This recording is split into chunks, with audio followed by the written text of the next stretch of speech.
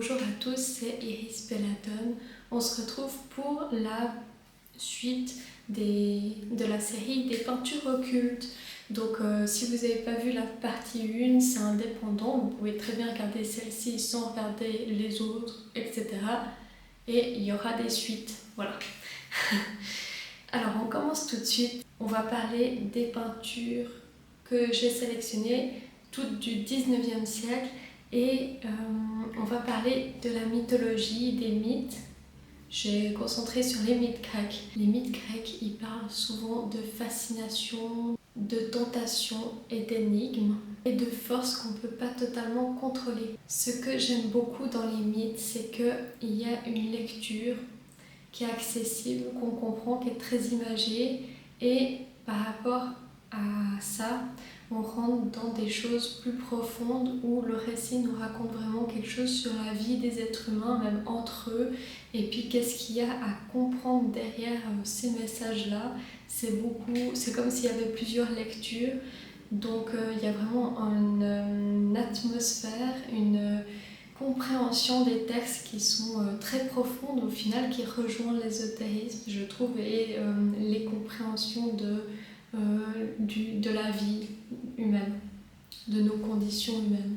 Les mythes parlent aussi de peur profonde humaine qui revient souvent et qui permettent de les appréhender d'une autre façon, de confronter notre vie avec l'inconnu. J'ai sélectionné 3 peintures de 3 peintres différents. On va commencer en 1864 avec Gustave Moreau. Je ne sais pas si vous connaissez ce peintre, c'est un peintre que j'aime beaucoup qui est du courant du symbolisme et il a peint la peinture Oedipe et le Sphinx. Donc c'est cette peinture ici.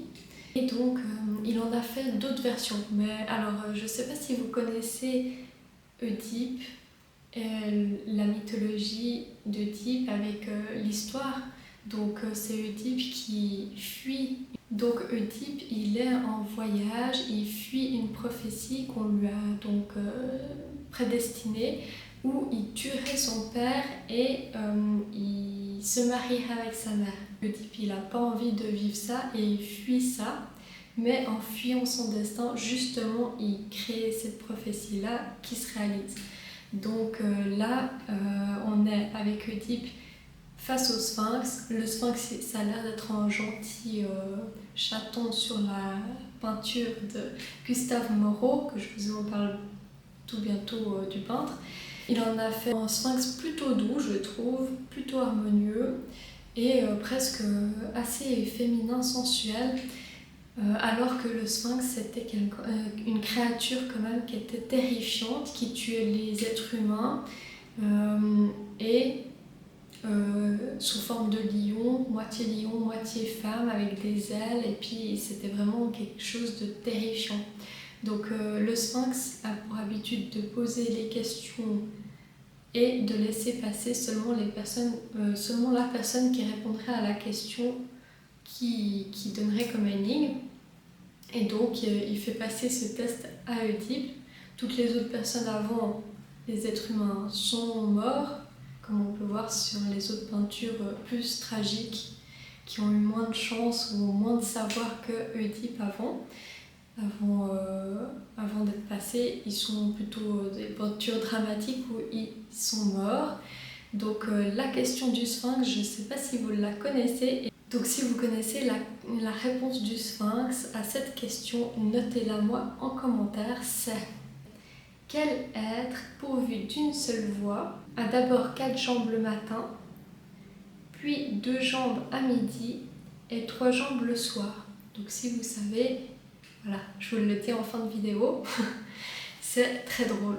Bon, et si tu passes pas le test, tu réponds pas, tu meurs. Mais bon, voilà, je suis pas je suis pas un sphinx. Je vous laisse continuer la vidéo. Donc Oedipe passe le test, il répond à cette énigme et le sphinx se jette dans la mer et se tue. Je sais pas comment ça se déroule, mais grâce à ça, il se fait, je sais pas s'il se fait couronner, oui, il règne sur la ville, les Thébains, je sais plus exactement. Et il marie donc Jocaste, Et il s'avère ensuite que je castais sa mère, donc, mais ça il n'était pas au courant. Donc la prophétie se réalise tragiquement. Donc on va parler aussi du peintre Gustave Moreau. Gustave Moreau était assez connu, populaire à l'époque, et il est un peu tombé, enfin il est connu mais pas autant qu'à l'époque. Par exemple, il est français et on pense à Renoir, à Cézanne, on les connaît très bien, mais Gustave Moreau, je connais moins de personnes qui le connaissent, alors qu'il avait son succès assez populaire à l'époque. D'ailleurs, cette peinture a été vendue à Napoléon pour 6 000 francs. Donc il avait son petit succès. 8 000 francs, pardon. Donc il avait quand même une certaine notoriété. Il a une maison qu'il a créée comme un musée pour faire des visites dans sa maison. Elle est sur 3 étages et il faut savoir que il y a beaucoup de peintures et on peut justement la visiter. Donc si vous êtes parisien ou vous vous intéressez, vous n'êtes pas très loin ou vous avez l'occasion d'y aller, vraiment je vous encourage à y aller. J'ai l'impression que c'est pas quelque chose qui est très connu. La maison est vraiment, c'est une maison sur 3 étages. Il y a vraiment beaucoup de choses. J'ai pas eu l'occasion d'aller la voir, c'était prévu, mais il y a eu des grèves, j'ai dû annuler mon train. Voilà, donc j'ai pas pu le faire. Et c'était il y a un petit moment et j'ai plus eu l'occasion d'y aller. Donc si vous y allez, pensez à moi, allez pour moi là-bas. Et donc il y a 1200 peintures, des esquisses ou inachevées de pastel. Il a aussi fait de l'aquarelle. Je vous montre ici une de ses aquarelles. On est dans un style très plus flou, très différent, comme un peu quelque chose qui me fait penser un peu aux estampes ou un peu du style comme les peintres ils peignaient des sortes de fresques un peu délavées comme ça. Il y a un côté un peu renaissance ancienne, un peu flouté comme ça, comme si la peinture avait pris du temps, du vécu et qu'on le ressortait après quelques années.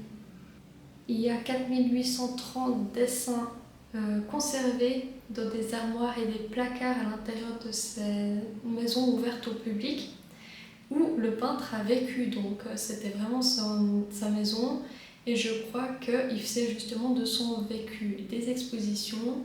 Il ouvrait sa maison, c'était aussi son atelier je crois, mais je ne suis pas sûre. Et au rez-de-chaussée, je crois que sa famille vivait, son père et sa mère ensemble. Alors donc il lègue tout à la fin de sa vie dans son testament à l'État de France pour qu'on puisse voir ses œuvres, etc. Gustave Moreau, c'est un peintre symboliste.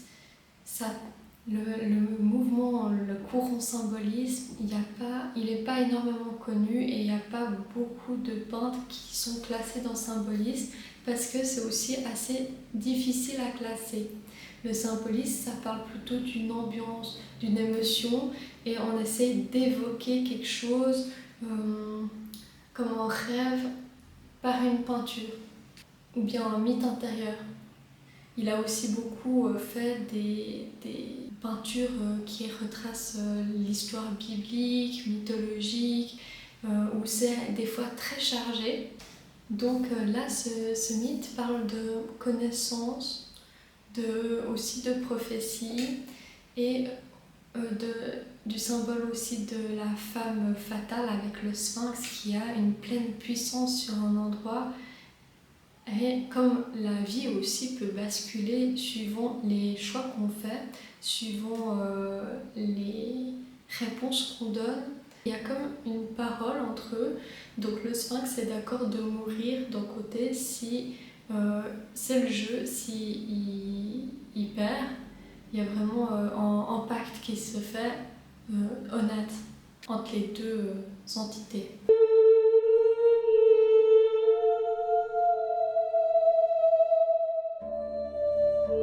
Ensuite, on va parler d'une deuxième peinture de John William Waterhouse. On est en Angleterre et je voulais vous présenter la peinture Circé offrant la coupe à Ulysse.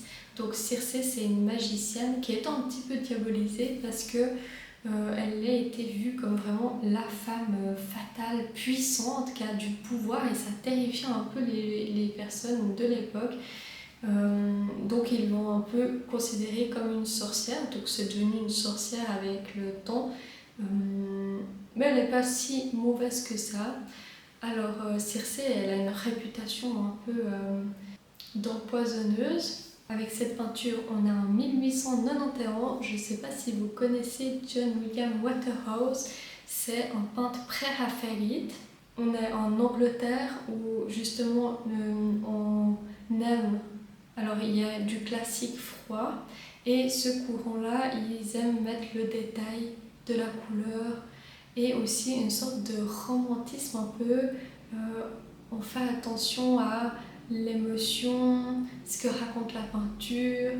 On fait attention à l'émotionnel aussi, au féminin. Je trouve il y a beaucoup de délicatesse dans ces peintures, du raffinement et une attention aussi par rapport à la nature.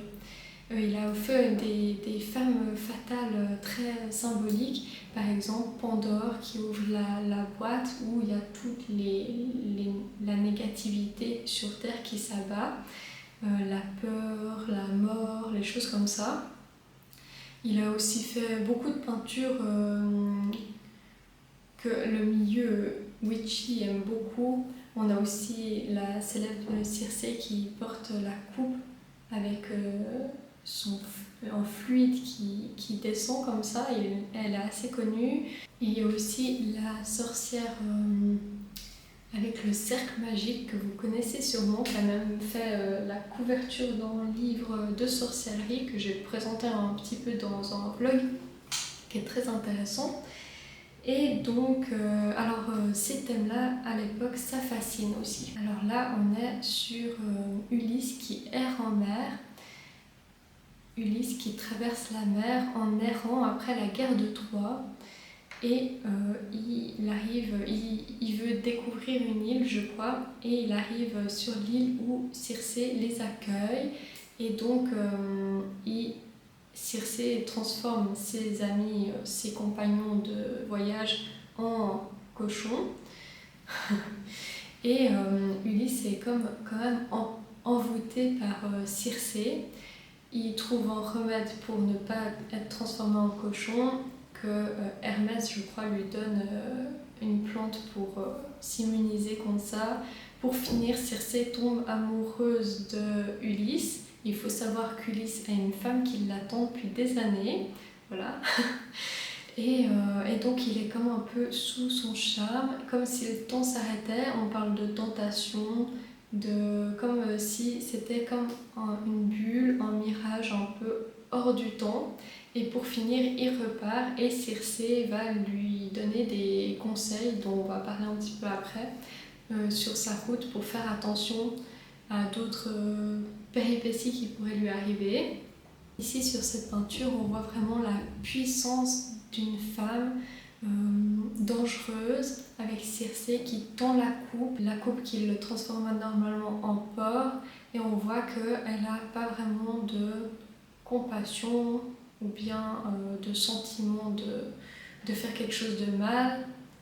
Elle est dans sa pleine puissance. Une femme comme ça qui s'honore, qui prend sa place, c'est quelque chose aussi d'imposant à l'époque. Elle incarne vraiment la femme dans son terrible pouvoir, si on veut, avec un menton relevé et un regard plutôt hautain.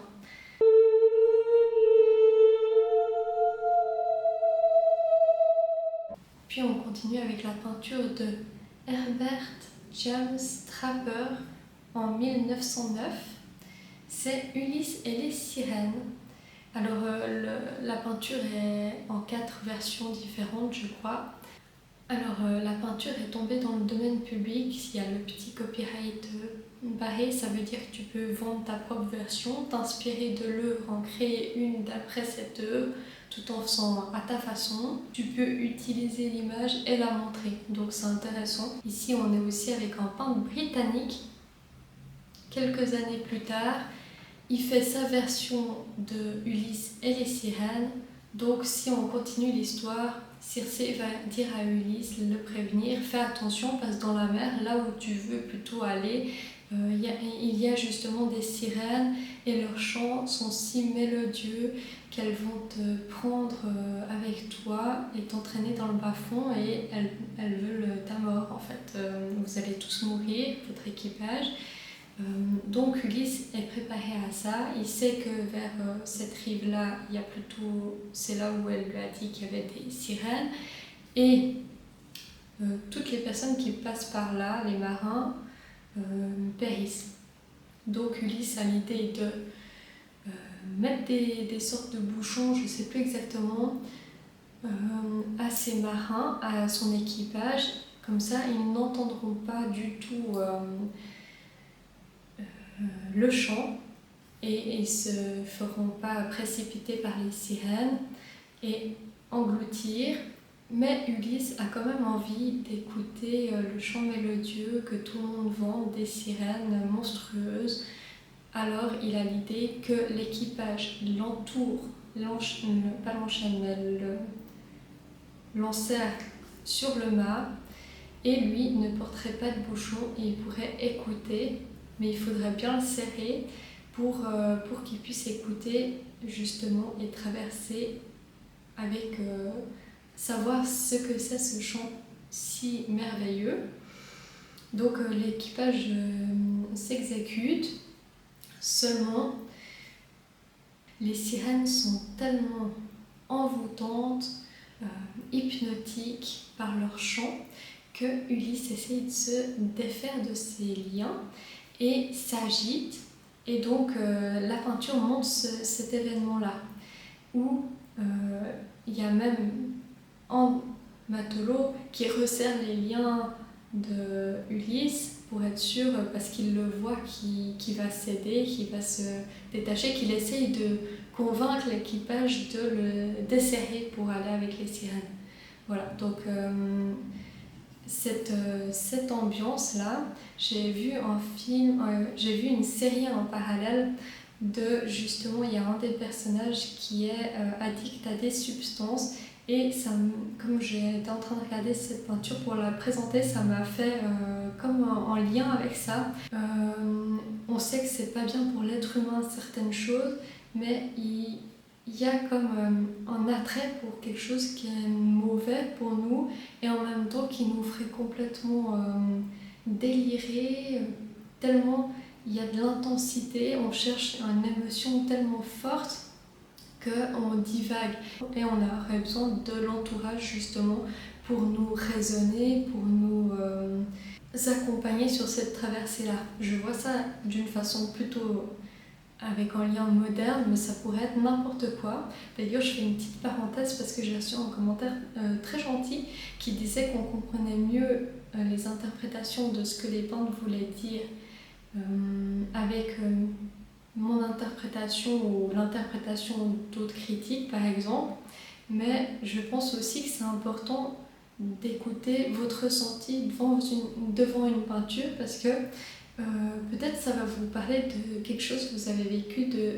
personnel, de complètement à vous et aucune critique va pouvoir vous dire ça. Et le fait de ne pas savoir ce que la peinture ou le peintre raconte, c'est aussi pour ça que certains peintres n'expliquent pas leur peinture. C'est vraiment pour que vous, quand vous regardez, vous vous sentez immergé et que ça raconte quelque chose à l'intérieur de vous ou bien une émotion, une sensation très forte. Donc, je pense que c'est plutôt classique de...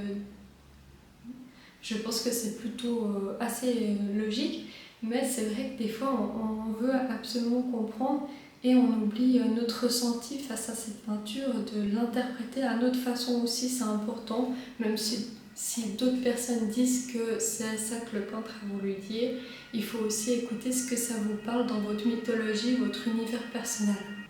Ici, on est à la fin de l'époque victorienne, on est sur une peinture plutôt assez classique, avec le souci du détail du romantisme, un petit peu, vous voyez, les thèmes avec l'eau, c'est dramatique, les sirènes, d'ailleurs il y en a 3, en tout cas, il y en a 3 qui sont devant.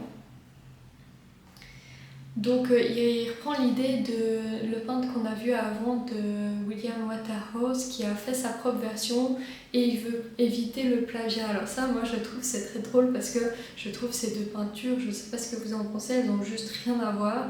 Donc Draper, il inverse le sens du bateau et comme c'est le même sujet, il évite le plagiat, alors que maintenant le plagiat, les plagiats ne se donnent pas autant de peine pour changer une peinture, ils assument presque leur plagiat, voilà. Donc là on a vraiment deux peintures vraiment différentes et il avait quand même peur du plagiat. Je voulais vous montrer aussi une peinture qu'il a fait, Pleurs pour Icare, que je trouve vraiment très belle, dans un autre style un peu. On a trois sortes de sirènes sur 3 degrés différents. On a vraiment, c'est pas un hasard que la première sirène elle soit complètement en bas. C'est à l'époque la 3e classe, si on veut. C'est une sirène qui a les cheveux roux et puis qui a encore une queue de poisson qui représente aussi encore la sirène animale, bestiale encore, avec la chevelure rousse qui fait penser au côté sauvage. Et elle a une couronne d'algues, voilà. Et la deuxième un peu plus en haut qui représente une sirène qui commence à être humaine mais qui reste dans la nudité, qui a une couleur de cheveux brune. C'est une sirène qui représente la femme plutôt de seconde classe, plutôt classique. Et on a une sirène totalement blonde qui fait penser à la classe la plus haute de la société, respectable, et qui est déjà habillée, qui représente la pureté déjà un peu plus et la gentillesse. Donc on a vraiment une façon de voir les sirènes à ce moment-là, presque romantique, où on voit la féminité, alors que les sirènes de Waterhouse, on voit qu'elles étaient des sirènes chez les Grecs qui ont un corps d'oiseau, qui n'est pas censé forcément être belle, mais plutôt monstrueuse. La vidéo touche à sa fin, j'espère que vous avez apprécié de découvrir ces 3 peintres. Vous me direz si vous en connaissez un ou que vous connaissez aussi une des peintures. Je pense Circé à la coupe est une peinture plus connue. Dans la prochaine vidéo de cette série des peintures occultes, on va voir les prophéties, les malédictions et les destins impossibles à fuir. Voilà, j'espère que c'est un sujet qui va vous plaire. J'en ai d'autres qui vont venir. Alors si ça t'a plu, n'hésite pas à continuer à me suivre ou me suivre et merci beaucoup pour tes retours. Ah oui, et la réponse à la question du sphinx, si t'es resté jusqu'ici, le sphinx, la réponse au sphinx c'est: qu'est-ce qui marche à 4 pieds le matin, qui n'a qu'une voie, qui est sur 2 pieds l'après-midi et le soir sur 3? C'est l'humain, l'homme qui n'a qu'une voie, qui au début de sa vie, au matin, c'est un enfant, il a 4 pattes, au midi, il est sur 2 pieds dans sa vie, et le soir, c'est un vieillard, et je crois qu'il a besoin d'une canne. Donc il est à 3 pattes. Voilà. C'était l'énigme du sphinx. J'espère que ça vous a plu et je vous dis à la prochaine.